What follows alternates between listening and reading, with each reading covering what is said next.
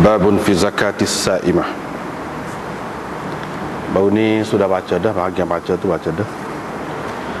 Dan terjemahan pun telah buat dah baru ni.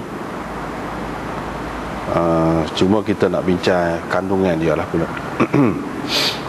Hadis yang mula-mula tu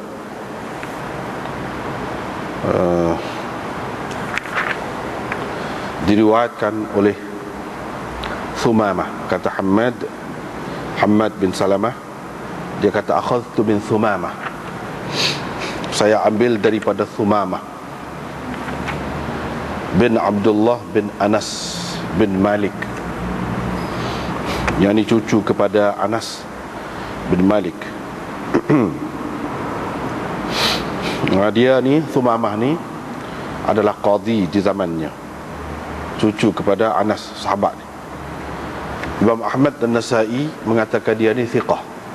Ijli mengatakan tabi'i thiqah. Ibnu Adi di dalam Al-Kamil ada menyebutkannya. Dan dia meriwayatkan daripada Abi Ya'la bahawa Ibnu Ma'in mengisyaratkan kepada kedhaifannya. Asyara ila tad'ifihi. Dia ni ada kelemahan dia juga. Dia ambil kitab surat. Kalau ada kurang sikit sebanyak pun tak apalah, berdasarkan banyak sanad dan sanad lain yang sahih, hadis ini tetap sahih. Umpamanya Imam Bukhari mengemukakan hadis ini dalam sahihnya daripada Abdullah bin Al-Muthanna bin Abdullah bin Anas bin Malik, gitu. Hafiz Ibn Hajar kata dia ni Hammad bin Salamah menjadi mutabi' kepadanya dengan meriwayatkannya daripada Thumamah bahawa dia memberikan kepadanya kitab surat.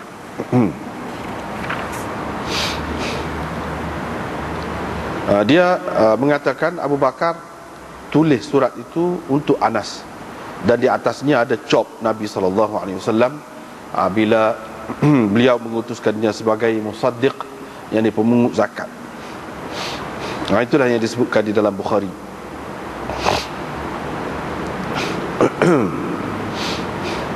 Begitu juga Ishaq bin Rahawayh dalam musnadnya meriwayatkan dengan katanya akhbarana An-Nadhr bin Shumail qala haddathana Hammad bin Salamah qala akhadna hadzal kitab min Thumamah.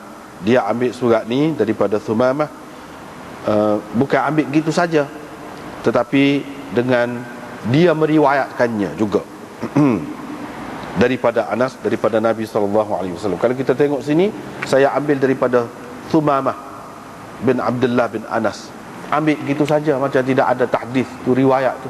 Padahal dalam riwayat Ishaq bin Rahawayh dalam musnad dia ada sebut yuhaddithu, selain daripada ambil surat ni, bukan ambil gitu saja, bukan dalam bentuk mukatabah ke, dalam bentuk wijadah ke, tidak, tetapi dalam bentuk tahdith juga.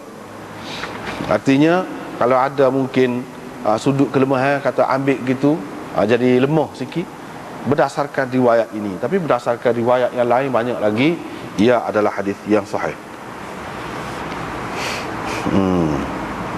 Abu Bakar As-Siddiq radhiyallahu anhu ketika menulis surat bila dia jadi khalifah, dia tulis surat ni kepada Anas, kerana Anas dilantiknya sebagai pemungut zakat di Bahrain. Dia hantar ke Bahrain untuk pemungut zakat, dan di atas surat itu ada cop Rasulullah, tanda rasmi lah. Padahal Rasulullah SAW sudah tidak ada dah, ini rasmi daripada kerajaan Islam. Wa katabahu lahu, dan dia tulis surat itu kepadanya. Di dalamnya tersebut hadhihi faridatus sadaqah, ini adalah ketentuan ataupun kewajipan sedekah, yakni zakat yang Rasulullah SAW tentukan ke atas orang-orang Islam. Walaupun hadis ini berhenti setakat Abu Bakar, kata Abu Bakar tulis surat gitu, tetapi kalau kita tengok isi dia ni, dia sebut yang ditentukan oleh Rasulullah ke atas orang Islam. Artinya pada hakikatnya hadis ini marfu' juga, tidak mauquf setakat Abu Bakar sahaja. Bukan mana-mana Abu Bakar sendiri, tidak. Dia cuma meneruskan apa yang telah ditentukan oleh Rasulullah sallallahu alaihi wasallam ke atas orang Islam. Bukan mauquf setakat Abu Bakar, berhenti setakat Abu Bakar saja. Bahkan dalam riwayat Ishaq bin Rahawai, dia ada mentasrih, ada sebut dengan jelas marfu'nya hadis ini. Marfu'nya hadis ini. Kalau kita tengok dalam kitab kita ni, muka surat 33 tu, wa ma'na farada, inilah kewajiban zakat yang telah ditentukan. Farada tu ditentukan, kita terjemah gitu. Ada beberapa makna farada itu. Antaranya di sini mewajibkan, yang telah diwajibkan atau telah ditentukan, yakni dengan perintah Allah. Itu maksud farada di sini. Yang pertama. Yang kedua maknanya qaddara, makna yang ditentukan.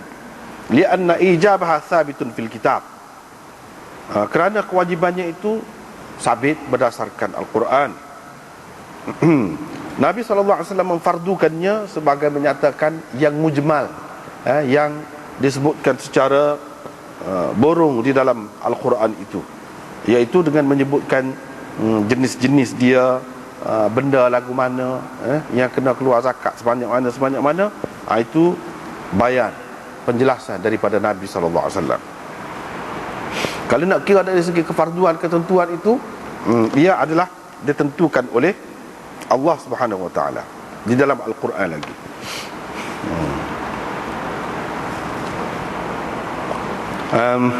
Selain daripada itu, yang ketiga, farada juga dengan makna bayan, menjelaskan, penjelasan. Ada juga, bahkan dalam Quran sendiri ada guna dengan makna ni. Qad faradallahu lakum tahillata aymanikum. Misalnya farada di situ dengan arti Allah menjelaskan kepada kamu cara melepaskan diri daripada sumpah yang mengikat kamu. Yang ketiga. Yang keempat, farada juga dengan makna inzal, menurunkan. Yang ni tujuannya benda-benda gini ulama-ulama sebut ni nak mengingatkan kita lah. Perkataan farada ni kalau kita jumpa dalam Quran, dalam hadis, kena tengok makna dia, kena tengok. Sebab dia ada beberapa makna. Lafaz ini adalah lafaz yang mustarak, orang panggil lafaz mustarak. Misalnya firman Allah SWT, innal ladzi farada 'alaikal qur'ana.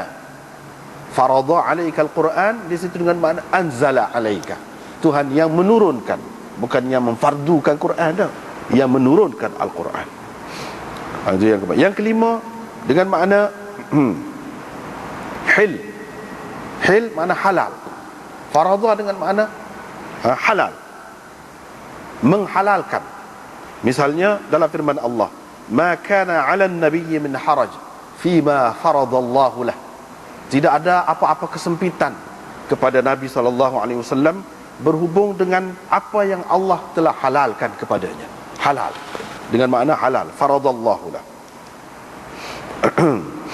Walau bagaimanapun, dalam semua makna tadi ada makna penentuan. Menentukan tu ada makna. Makna tu tetap ada dalam mana-mana pun.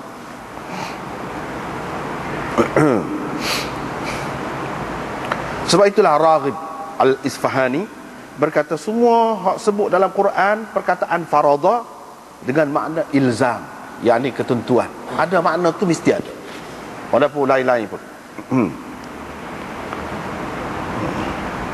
Kalau hak dalam Quran sebut farada lahu dengan makna tidak mengharamkan. Farada alaika al-Quran dengan makna mewajibkan engkau beramal dengannya, beramal dengan Al-Quran. Tak apalah, lepas tu dia bahas lagi wajib dengan fardu tu muradif ke apa, sama makna dia, tak apalah.